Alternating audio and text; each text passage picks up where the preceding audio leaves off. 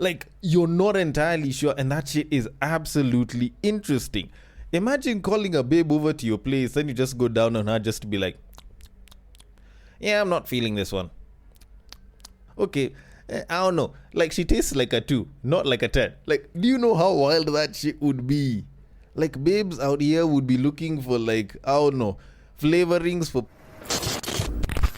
The royal penis is clean, Your Highness.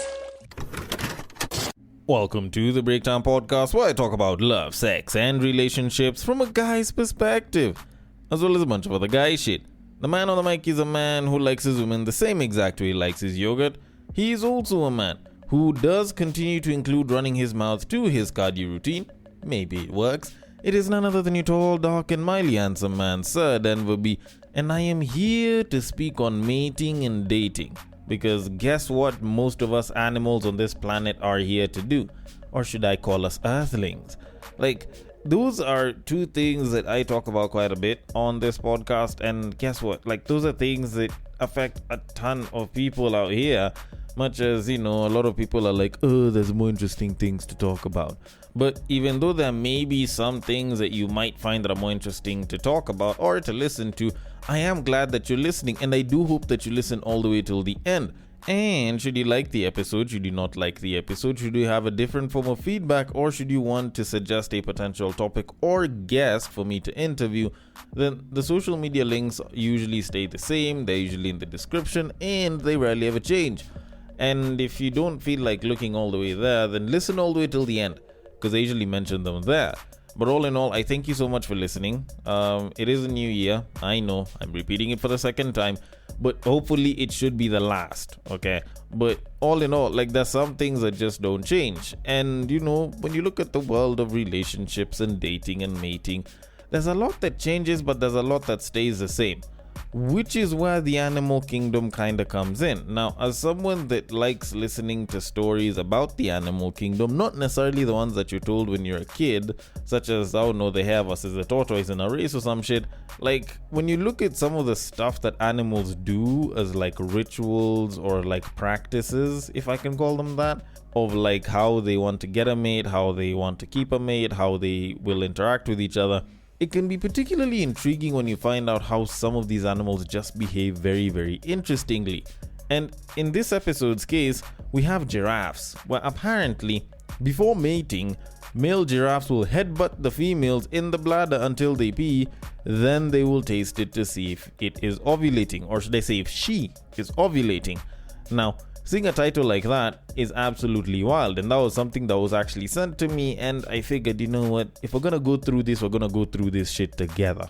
Alright, so I will read the article and then give my thoughts on it. So it says, and I quote, male giraffes use a mix of chemistry and strength to find a mate. Their process seems unusual, but each step works for life on the open savanna. To learn if a female is ready to mate, a male tests her urine. He takes a small sample with his tongue and uses a behavior called the phlegm response.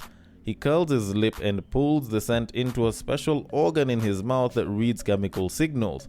These signals tell him if the female is fertile.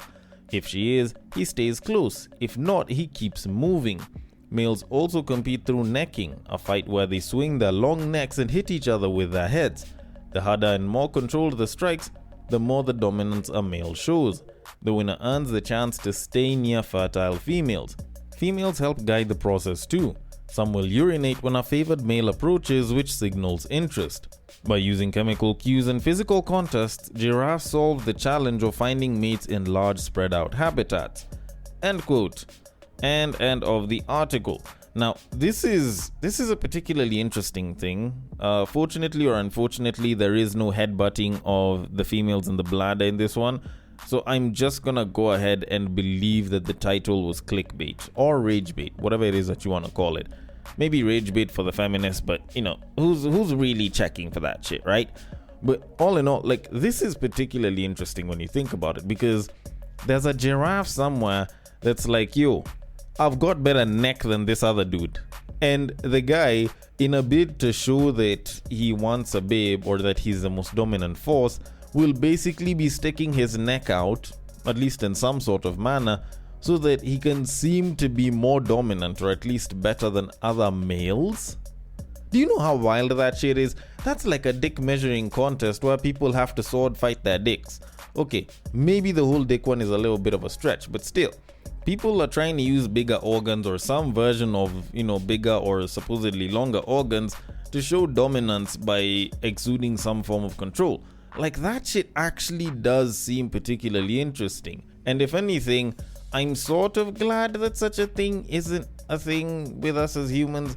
But at the same time, you look at it and you're like, okay, now if you are going up against the dude that has a crap ton of money and you don't have much but you have a bigger dick, you could challenge the guy to a dick sword fight. And you're like, you know what, I got nothing but neck. And in that case, probably it'll be of benefit to you. But for the most part, like, you can kind of say that for a lot of us humans, we're glad that this really isn't the case. Otherwise, some of us might have a ton of chances with a lot of women or no chances with most women. But all in all, like, the wildest part is, like, they're basically tasting a female's pee so that they can determine if she's ovulating. So it's like, you have to make sure that you go for the wettest babe and you just go and you just lick the shorty, and then afterwards, is it salty enough that she's ovulating? And like, you're not entirely sure, and that shit is absolutely interesting. Imagine calling a babe over to your place, then you just go down on her just to be like, yeah, I'm not feeling this one. Okay, I don't know. Like, she tastes like a 2, not like a 10. Like, do you know how wild that shit would be? Like, babes out here would be looking for, like, I don't know, flavorings for pussy just so that they could throw down. That's why they could seem like a better mate. And the reason I say this is because when guys basically said, you know what, we want beautiful women came through with like makeup and like trying to look good by making certain body parts more accentuated and shit. Like, you look at it, like, if us guys were having to taste a babe's vagina to determine if she's like fertile enough for us to date, imagine the amount of fake shit that we'd be getting in the name of like flavoring for pussy. Like, just think about it for a moment. But all in all, it is particularly interesting. And even more interesting enough is the fact that if human beings were doing this, like, we'd be determining how fire a babe is when the lights are off. Do you know how interesting that shit is? Like, beauty is not in the eyes of the beholder. Beauty in this particular case isn't even in the eyes. It's literally on how good your waterworks are. Like, at that point, you might find that a babe's favorite quote is that thing that Bruce Lee was saying, where they're like, be like water and then be wet. Like, that shit would be so interesting if we were to actually see it in action. But at the same time, like, that would involve so many women's vaginas being licked, which I honestly don't think I'd be comfortable with. Imagine meeting with a babe who's like maybe in like her 20s, 30s, call it even 40s or 50s, and it's like, oh, this is going to be my one and only. But your one and only has been on like 500 niggas' mouths. Like, that shit will be wild. But anyways, this isn't a body count comparison. This is just me admiring the animal kingdom and how interesting it can be. So either way, I'm going to leave it at that and move it on to our main topic of this episode. And this one is kind of more of a question that I'd probably ask rather than a topic itself, which is, have you ever thought that maybe, just maybe, your soulmate might actually be a lot closer than you think, or even better yet, might be right next to you? And if you're married, or if you're on the way to being married, or if you're currently with your soulmate in a relationship, like, this doesn't really apply to you. This is for the singles out here. Like, y'all found your soulmates, or supposed idea of a soulmate, and y'all are doing your thing. But I'm talking about the single people out here that are still searching for their soulmate, that have been praying for, asking for a soulmate, but all the time, like, it just feels like they're not really getting, or at least making any headway as far as getting a soulmate is concerned. Apparently, it's all bad options that they've been getting played out here in these streets and so on and so forth. And so, asking that question actually forces you to look a little bit closer within your circle than you would normally do. Now, this question was actually inspired by a video that I was seeing on IG by a lady on IG who refers to herself as CC Moya. I think that's how her name is pronounced, who is a momfluencer and released a video regarding that, which was actually based off of a comment that she got from one of her followers. Now, I am going to let the clip play, then give my thoughts on it, because I feel like this can open the door to a lot of good, but also might leave an opening for some not so good shit to happen. But before I can get to that and try to decipher which one is which, let me just let the clip play. So without further ado,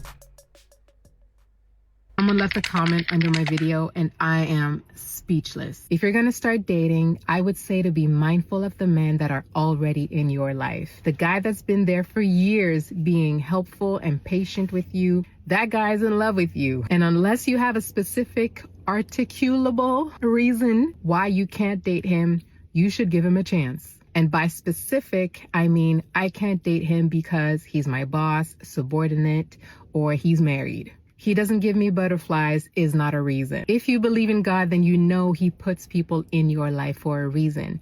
Maybe, I don't know, take the hint. Love isn't just a feeling, it's a choice. The feeling won't last. The test of a true relationship is whether you can find that feeling again when it fades.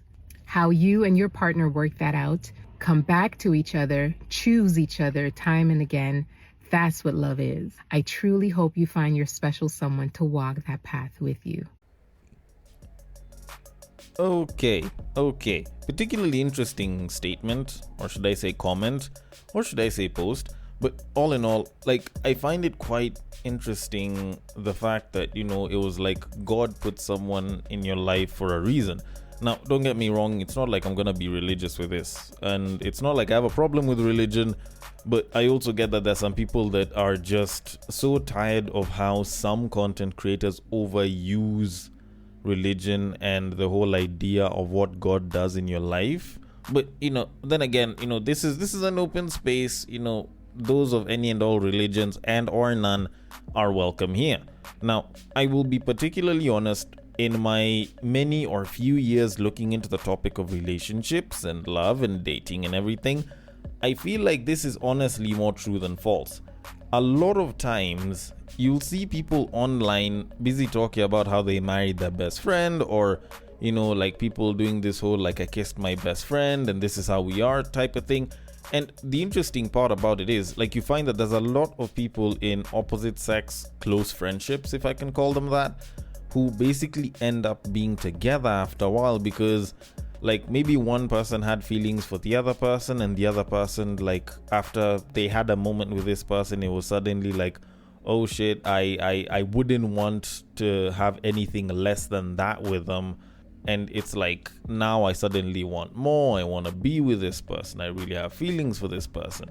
Or people getting into relationships as best friends and it working out for the long term to the point where they're married and have kids and they still love each other deeply. You find stories like that, and you have to wonder if maybe your soulmate might actually be a lot closer to you than you actually think. And while I know that it's not every single friend group where it's a couple of guys, a couple of babes means they're gonna be married to each other eventually, or that all friend groups or all close friends are good, at the end of it, there are a lot of instances where you find that people just become very close, and eventually at some point them ending up together actually turns out to be better for them than they actually thought, because it's me and her, or me and him would never be together ever, nah, that's my pal. But all of a sudden they get one moment together and suddenly it's the piece just fits so right that they can't imagine themselves with anyone else. You do hear a lot of those instances happen. And interestingly enough, it's not even that it's something that will always be a case of a friend group or close friends or best friends. Sometimes it's just a matter of being in an environment with similar minded people or just similar people. I've had this discussion with people a lot of times whenever, especially you hear, for example, guys talking about how, when I make a ton of money, I can date anyone from the cleaner all the way till senior management, because they're all kind of within my realm, as opposed to if you're a babe and you're in senior management, you can only date someone who's in senior management or above that. And even though that is the case when you look at dating, although mostly it's a case of sleeping with people, you find that a lot of times people end up dating and or marrying people that are roughly about the same level as them. Now, it doesn't happen that all the time that's going to be the case, but a lot of times you find that people will kind of go for someone that is round about the same level as them in around about the same environments that they would probably frequent. Which is why whenever you are talking to someone who's trying to meet a certain caliber of people, you tell them to go to where that caliber of people or those types of people usually frequent. So like, for example, if you're a young babe and you want to be with, like, for example, a tech bro or someone who's very nerdy, then going for a tech conference would actually put you in the right place to actually meet some of those guys. Like, it doesn't necessarily have to be a tech conference, but if you're looking for a nerdy dude, go for something like Comic-Con or for like a comic book convention or some shit. Like, there's a very high likelihood that you will meet a guy that is into the same kinds of things. Because at the end of the day, if you're really trying to maximize on the idea of getting the best version of quote unquote your type, then you might as well go to the place where most of your type are and basically go and look for the best one out of all of them, or at least the most willing participant in that case. They don't always have to be the quote unquote best, but they can be great in other things. But point is, if you really want to get one, then you should probably go there.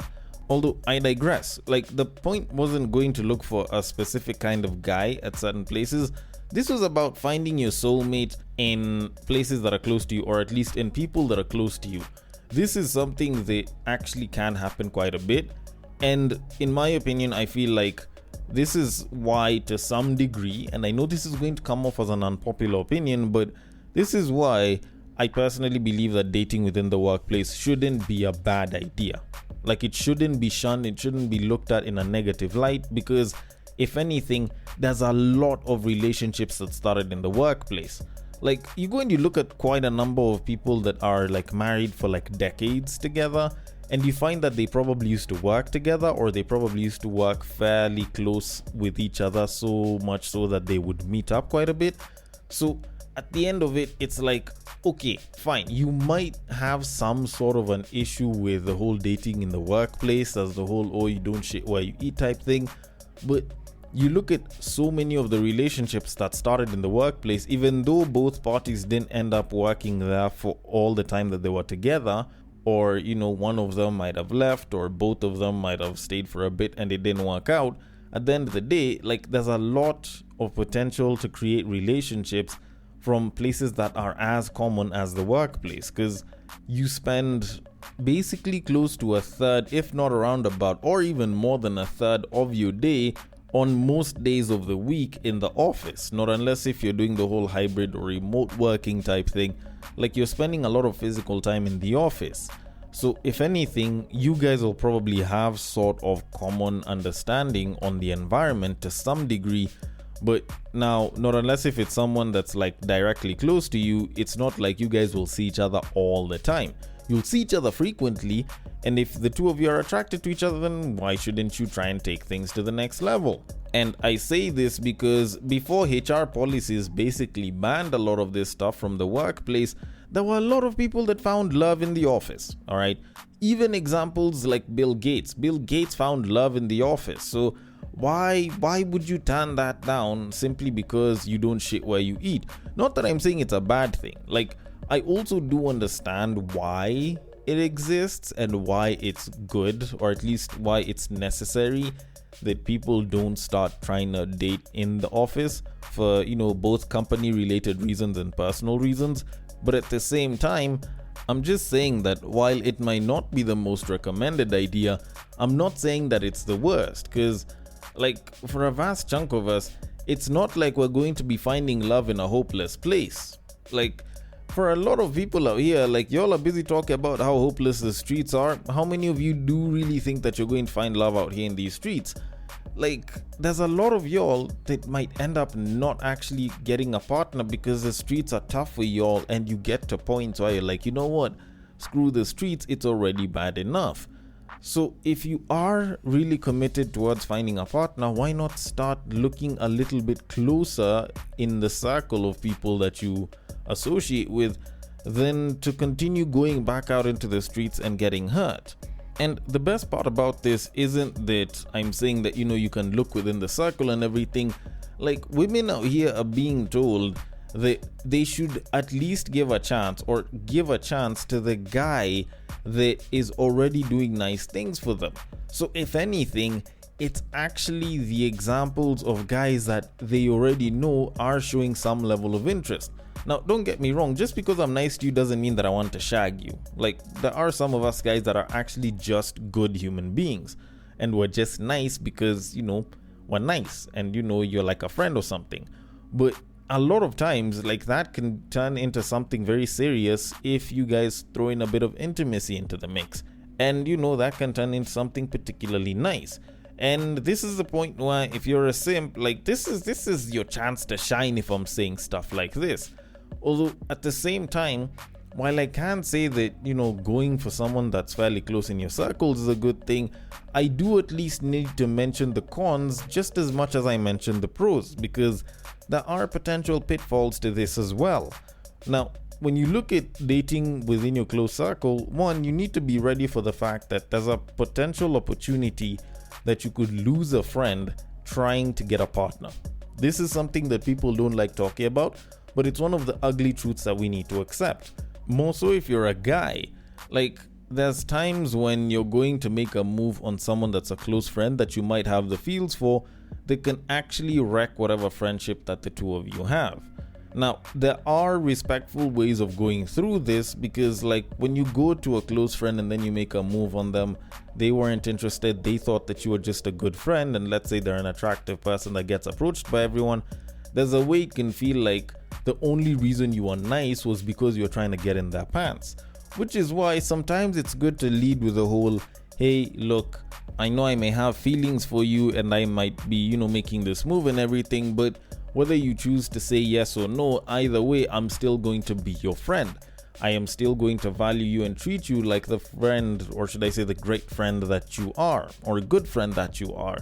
So that way, even though you do get turned down, at least you can maintain the whole bit of there's no bad blood between us, and it's not like stuff should change, even though stuff will change to some degree. Because I know for some people, the moment something like that happens, it automatically just changes things between both parties, and stuff can kind of get sour after a bit of time. But, considering that most people, or at least some people, wouldn't want it to turn that way, then, it is something that you can potentially avoid. The other pitfall that can happen is sometimes you find that the person was interested in you because they couldn't get you. And the moment they get you, suddenly it's like they're not all that interested anymore. Now, there are characters that do this, and it does happen from time to time, but I'm not going to say that this happens every time to every person.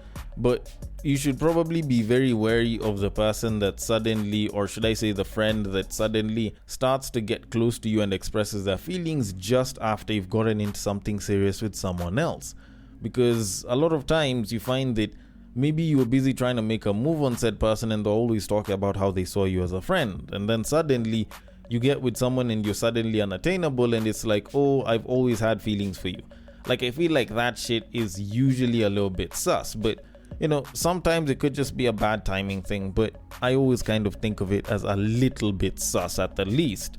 Also, there's the instance that sometimes the person that you think is a good friend, that you think you might have something very, very good and long term with, just ends up kind of looking at things as like a fling, or they don't want anything too serious, or maybe they just didn't enjoy like the intimate experience that you guys had, so they kind of wanted to die down, and that can kind of go down with the friendship. That is something that I don't really think there's a way around. Sometimes it just happens, and you just kind of have to hope that it doesn't really happen to you. Although, all in all, with all of that said, I also do believe that there are some instances where sometimes it's just okay if you guys remain as friends. Like, there's times when you realize that even though you may be interested in someone, some friends are better just kept as friends. But if it's not one of those instances, then maybe, just maybe, you might be in the mental, or should I say psychological or emotional position to reconsider whether they are holding that spot for the longest time. But with all of that said, let me just conclude by saying that it's agreed that we can find love just about anywhere and or everywhere, but it's highly likely that you're going to find it within roughly about the same stratosphere, if I can call it that, or environment that you're in. And there's a very high likelihood that it'll be someplace that you frequent or someone that is frequently with you. There's a pretty high likelihood that you might actually find love a lot closer to you than you actually do think. So maybe you should open yourself up to such, and probably you might actually find love a little bit sooner than you actually think. Although, at the same time, you might just be signing yourself up for a whole lot of the streets, but a lot closer to home. Either way, I might be wrong about this, I might be right. I want your thoughts on it. The DMs are open. On IG, it is at the breaktime_podcast. On Facebook, it is at the breaktime podcast. On X, it is at Bagaka the D. And on Bluesky, it is at the breaktimepod.bsky.social. Thank you so much for listening all the way till the end, and I will catch you guys on the next break. But what I believe is that if you put a pastor and a prostitute in one room, one is likely to convert the other.